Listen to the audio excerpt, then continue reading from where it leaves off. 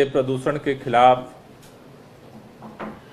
दिल्ली के मुख्यमंत्री अरविंद केजरीवाल जी ने युद्ध प्रदूषण के विरुद्ध अभियान शुरू किया है,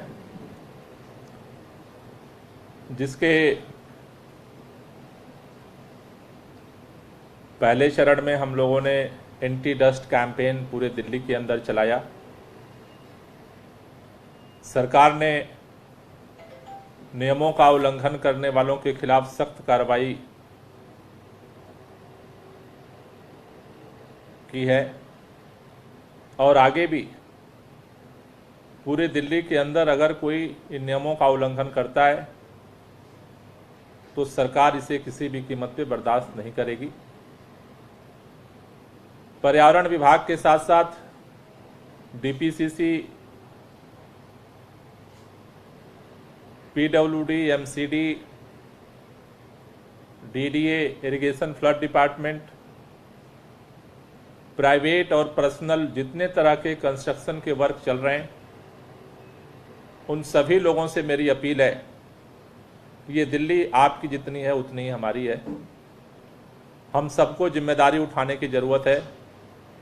हम नहीं चाहते हैं कि कोई कठोर कदम उठाएं, लेकिन लोगों के इस कोविड के समय में ज़िंदगी बचाने के लिए जब कोई रास्ता नहीं बचता है तो मजबूरी में हमें सख्त कदम उठाने पड़ते हैं और आगे भी सरकार इससे पीछे नहीं हटेगी।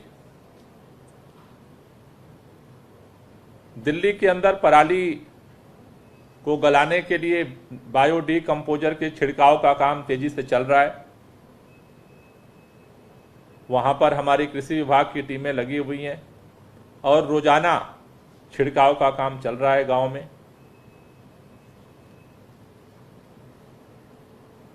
अगले चरण में व्हीकल पोल्यूशन को कम करने के लिए दिल्ली में पहली बार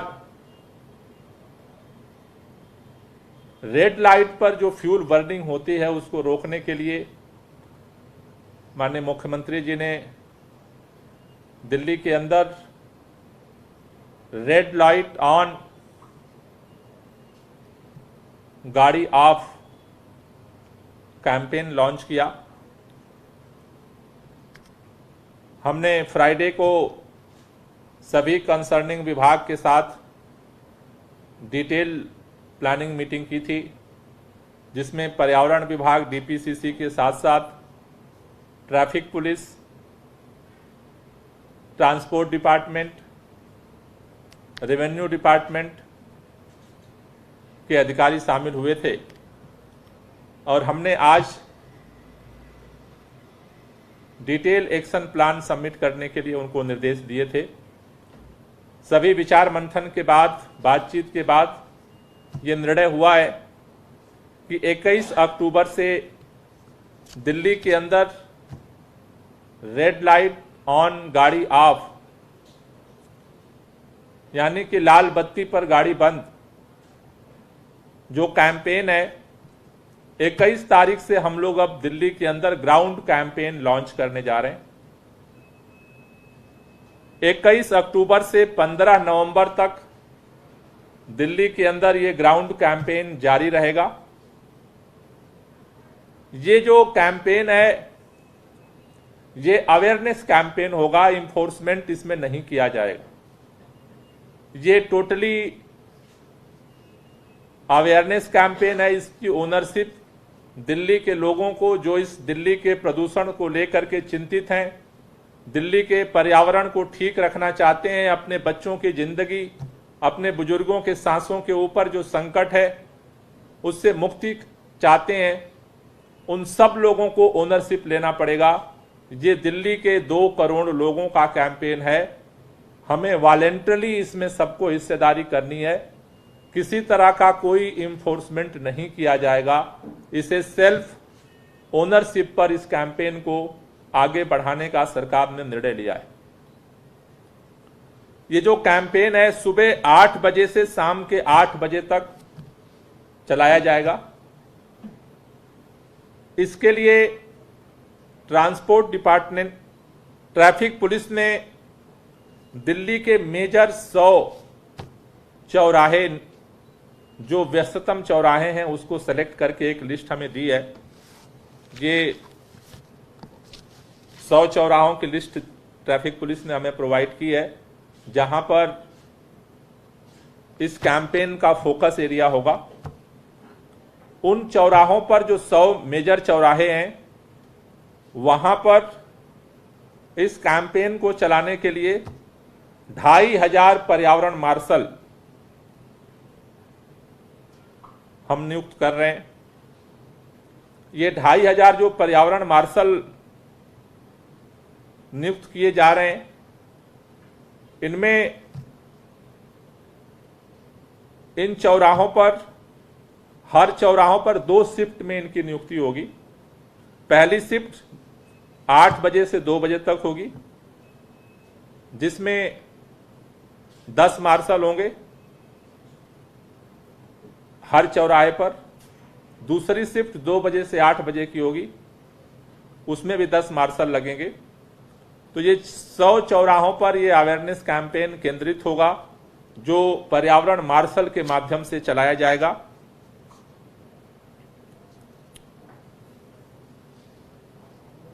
इसके अलावा जो थोड़े बड़े चौराहे हैं, जैसे आईटीओ जैसे, वहां पर सिविल डिफेंस की संख्या डबल होगी। 10 चौराहे ऐसे मेजर ट्रैफिक पुलिस ने हमें दिए हैं, तो इन चौराहों पर ज्यादा मार्शल, डबल मार्शल नियुक्त किए जा रहे हैं। इस तरह से 2000 मार्शल हर चौराहों पे होंगे 100 के। 10 चौराहे पर एक्स्ट्रा 200 मार्शल लगाएंगे। 300 मार्शल हमने रिजर्व में रखे हैं कि कहीं जरूरत पड़ती है तो वहां पर इनको डिप्लॉय किया जाएगा। इन मार्शल्स की 250 लोगों की कल ट्रेनिंग कंप्लीट कर दी गई है। इस ट्रेनिंग में इनके मॉनिटरिंग के लिए जिला मजिस्ट्रेट, ये सारे जो चौराहे हैं 11 डिस्ट्रिक्ट में डिवाइडेड हैं अलग अलग जगहों पर, तो हर डिस्ट्रिक्ट से चौराहे लिए गए हैं। तो इसके लिए जिला मजिस्ट्रेट, ट्रैफिक पुलिस और परिवहन विभाग के अधिकारियों के दिशा निर्देशन में कल हमने सारा ट्रेनिंग का काम कंप्लीट कर लिया इन सारे मार्शल्स का।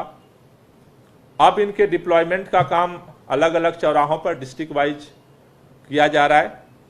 इनके एक्टिविटीज को मॉनिटर करने के लिए जो मार्शल्स हैं और वहां पर एसडीएम की नियुक्ति की जा रही है। ट्रैफिक पुलिस के एसीपी होंगे और जरूरत पड़ने पर इन्फोर्समेंट डिपार्टमेंट के जो डीसी हैं उनको भी इसमें लगाया जाएगा। ये इनके मॉनिटरिंग का काम करेंगे। सभी 2500 जो मार्शल हैं, ये T shirt, cap, play card और चौराहों पर स्टैंडी के साथ खड़े होंगे, जो लोगों को अवेयर करने का काम करेंगे। साथ ही साथ अभी हमने जो निर्णय लिया है कि चूंकि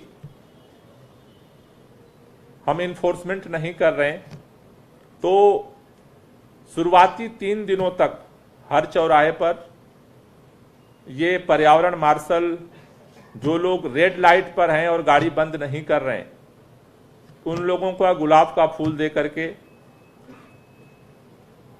गांधीगिरी के माध्यम से उनसे अपील करेंगे कि आप इस मुहिम में शामिल होइए अपने बच्चों की खातिर। सरकार सब कुछ कर रही है, लेकिन दिल्ली के नागरिकों की भी जो जिम्मेदारी है, आपका 2 मिनट लोगों की जिंदगी के लिए बहुत कारगर हो सकता है। इसमें आपका फ्यूल भी बचता है और लोगों की जिंदगी भी बचती है। तो ये गुलाब के फूल के माध्यम से हम उन लोगों से अपील करेंगे। साथ ही इस अभियान को एक जन आंदोलन बनाने के लिए दिल्ली के सभी माननीय सांसद, सभी माननीय विधायक और सभी माननीय जो पार्षद हैं, उन लोगों को भी पत्र लिखा जाएगा, इन लोगों से संवाद किया जाएगा। ये भी अपने अपने क्षेत्र में लोगों को अवेयर करें। दिल्ली के अंदर जो पॉलिटिकल पार्टियां हैं उनसे भी चिट्ठी लिख करके हम अपील करेंगे कि वो भी और उनके संगठन के लोग इस पूरे कैंपेन में पार्टिसिपेट करें। इसके साथ साथ दिल्ली के सभी आरडब्ल्यूएस, मार्केट एसोसिएशन, इको क्लब, जितने औद्योगिक संगठन हैं, फीकी, एसोचेम जैसे, इसके अलावा जो एनजीओज हैं जो इस पर काम करते हैं, साथ ही साथ दिल्ली के जितने अधिकारी एसोसिएशंस हैं, ऑफिसर्स के एसोसिएशंस हैं और कर्मचारियों के एसोसिएशन हैं, ट्रेड यूनियंस हैं, जो वर्किंग फोर्स है, उन सभी लोगों को सरकार की तरफ से पत्र जाएगा और उन लोगों से भी हमारी अपील है कि आप अपने संगठन के माध्यम से भी रेड लाइट ऑन गाड़ी ऑफ, यानी लाल बत्ती पर गाड़ी बंद करने का जो कैंपेन है उसमें पार्टिसिपेट करें। क्योंकि जो लोग सड़क पर उतरते हैं, चाहे बाइक लेकर के, कार लेकर के, ट्रक लेकर के, ऑटो लेकर के, बस लेकर के, सभी लोग जब सामूहिक प्रयास करेंगे तो जैसा मैंने पहले कहा था कि 15 से 20% व्हीकल पोल्यूशन को कम किया जा सकता है दिल्ली में। इसलिए इस पूरे अभियान को एक जन आंदोलन बनाने की तरफ सरकार बढ़ रही है। साथ ही साथ अभी बच्चों का स्कूल में ऑनलाइन क्लास चल रहा है, तो हम टीचर्स के माध्यम से ऑनलाइन जो क्लासेस चल रहे हैं उनके माध्यम से भी उनको भी हम लोग अवेयर करने का काम करेंगे, जिससे कि वो अपने परिवार में या वो अगर कहीं जा रहे हैं, आ रहे हैं, तो लोगों को, क्योंकि पहली बार जब हमने ऑड इवन स्कीम लागू की थी उसमें बच्चों ने सबसे महत्वपूर्ण रोल प्ले किया था। लोग अगर घरों से ऑड वाले दिन इवन नंबर की गाड़ी लेकर निकलते थे तो बच्चे फिर उनको याद दिला देते थे कि पापा आज दूसरे गाड़ी का नंबर है और चाबी ले लेते थे।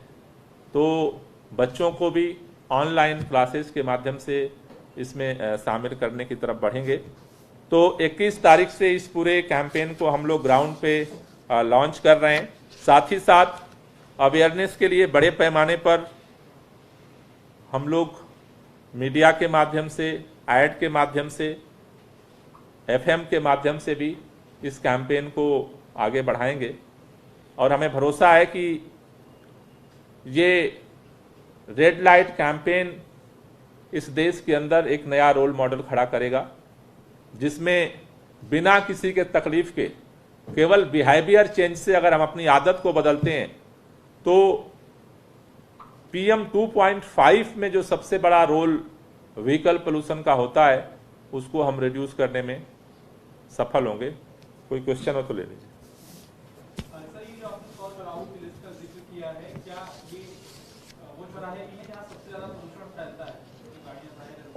सब वो चौराहे ट्रैफिक पुलिस ने डिसाइड किया है जो वहाँ पे लोगों का आना जाना ज़्यादा है और मोटा मोटा रेड लाइट जहाँ कम से कम 2 मिनट की है, एवरेज 1.5 से 2 मिनट की। तो क्या ये भी देखा जाए कि ऑड इवन जैसी जो मुहिम है वो जो कमेटी है दिल्ली में वही उसके बारे में फैसला करेगी, सरकार ऑड इवन जैसे स्टेप को लेकर क्या सोच रही है? अभी मेरे ख्याल से ऑड इवन को लेकर के मैंने पहले भी कहा है कि ऑड इवन अब दिल्ली में हम कई बार लागू कर चुके हैं, तो वो आखिरी हमारा हथियार होगा। अभी हम चूंकि ऑड इवन भी व्हीकल पोल्यूशन को कम करने का ही एक तरीका है, तो अभी हम लोग इस पर पूरी तरह से फोकस कर रहे हैं और लास्ट में अगर सारे हथियार अगर काम नहीं करते हैं तो फिर ऑड इवन की तरफ सरकार तब विचार करे।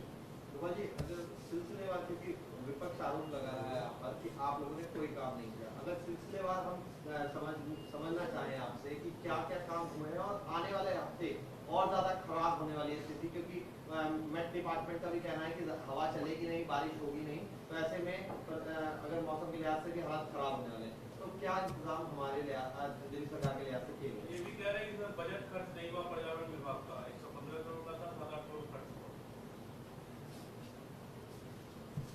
3 बातें मैं कहना चाहता हूं। पहली बात तो ये कि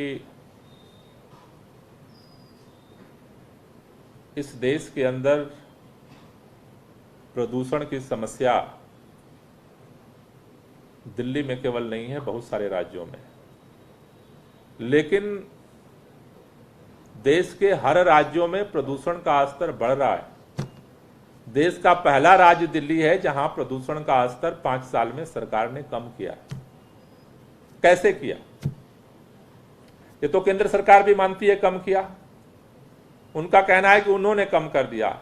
कम तो हुआ है, अब कैसे कम हुआ वो मैं आपको बताना चाहता हूं। दिल्ली के अंदर अभी हमने इमरजेंसी में जनरेटर सेट बंद किया। दिल्ली के अंदर 24 घंटे बिजली की गारंटी होने के बाद अपने आप जनरेटर सेट कम हुए और पूरे साल के लिए वो सिस्टम लागू हुआ। जहां इमरजेंसी है वहीं पर जनरेटर सेट चलते हैं। अन्य राज्यों में साल भर चलते रहते हैं क्योंकि बिजली नहीं है तो करेंगे क्या। दूसरी चीज, दिल्ली के अंदर हमने ग्रीन शेड बढ़ाया। मैं अभी वो काम आपको बता रहा हूं जो परमानेंट सरकार कर रही है, निरंतर कर रही है। वृक्षारोपण का काम पिछले साल भी जितना केंद्र सरकार ने हमें टारगेट दिया था उसका डबल किया था। इस बार भी 15,000 का टारगेट था दिल्ली के लिए, हमने 31,000 का टारगेट लिया और अगले मार्च तक हम उसको कंप्लीट करेंगे। इस कोरोना काल के दौरान भी हमने इस पूरे मुहिम को जारी रखा। ग्रीन सेट बढ़ाने का काम हम कर रहे हैं और अगले 5 साल में हमने 2 करोड़ पौधे लगाने का लक्ष्य रखा है।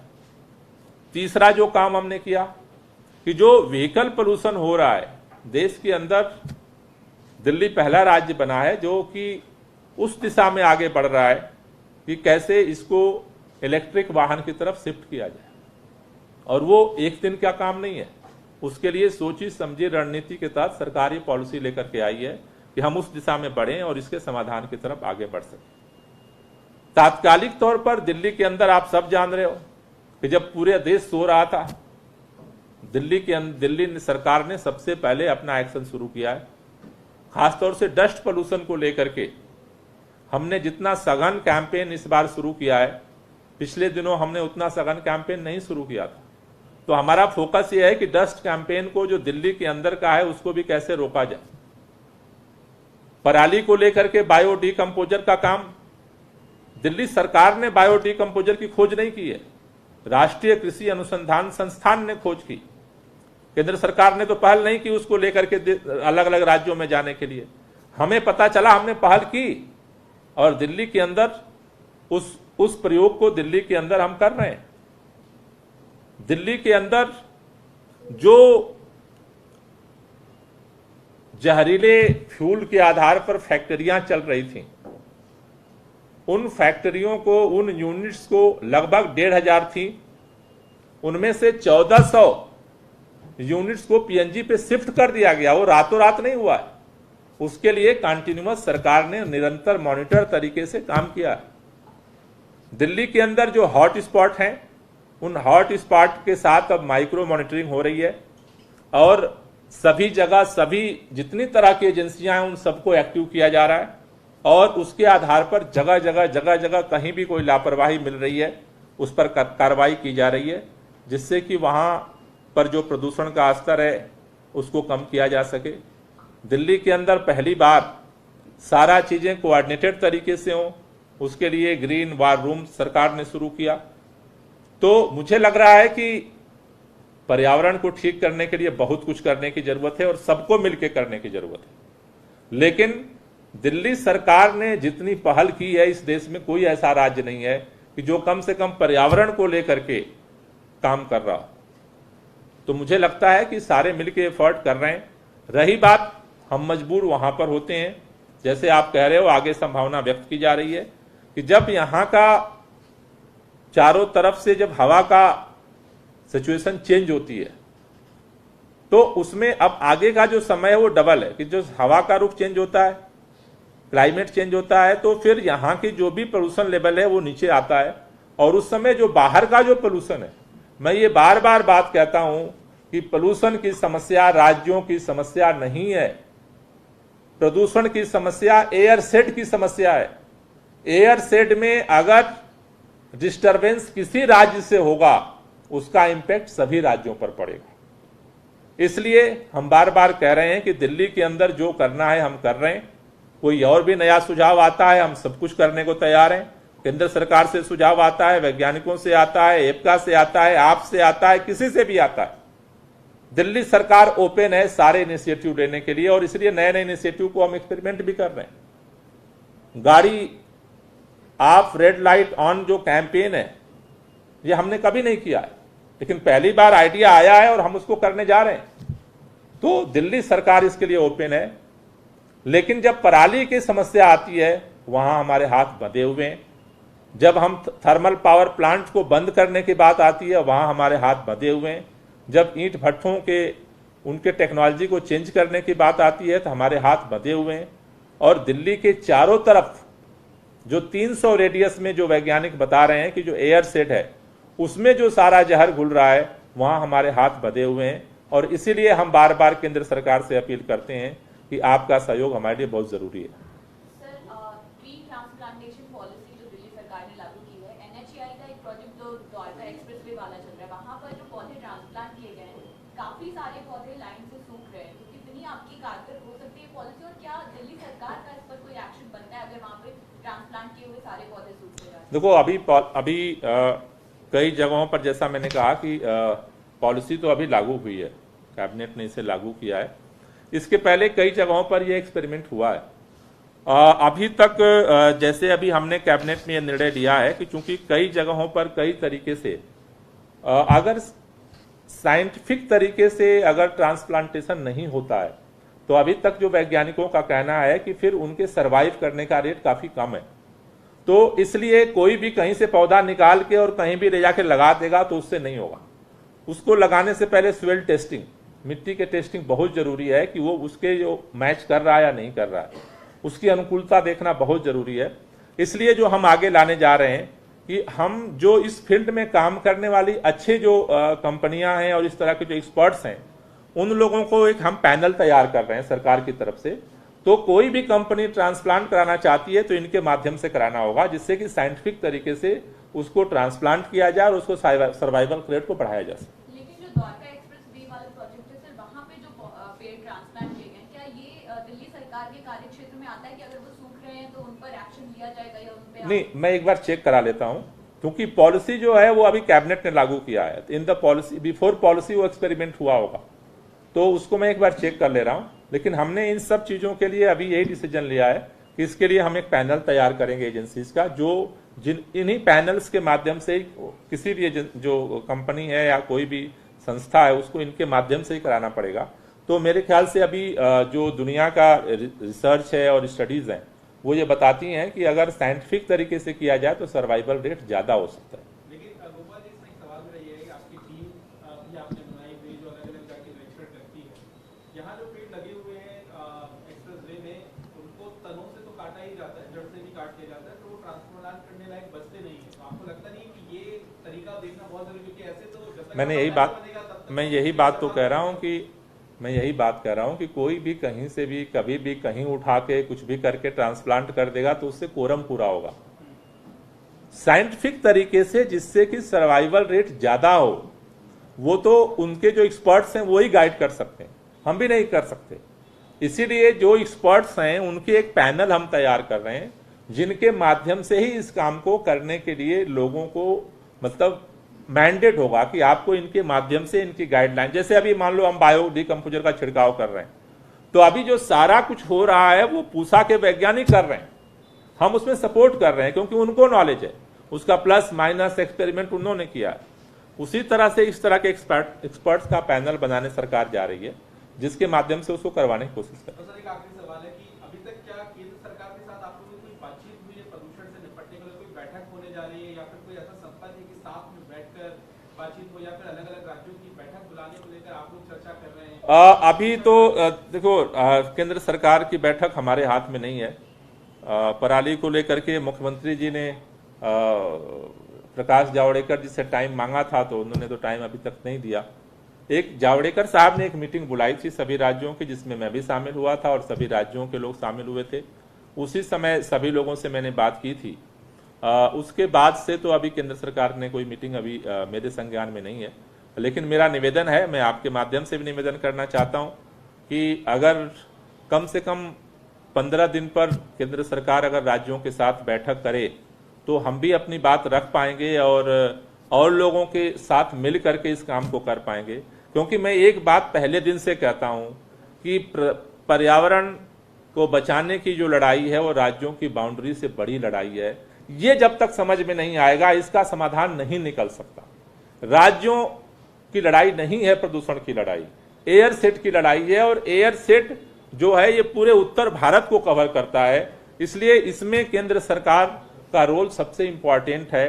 अगर हम इसको समाधान की तरफ ले जाना चाहते हैं तो मैं चाहता हूं कि कम से कम 15 दिन में एक रिव्यू बैठक कम से कम पंजाब, हरियाणा, राजस्थान, उत्तर प्रदेश और दिल्ली के पर्यावरण मंत्रियों के साथ अगर केंद्रीय पर्यावरण मंत्री जी अगर पहल करें तो शायद हम जो बातें अभी पत्रकार वार्ता के माध्यम से शेयर करते हैं और हम एक बार डिस्कस कर पाएंगे। सर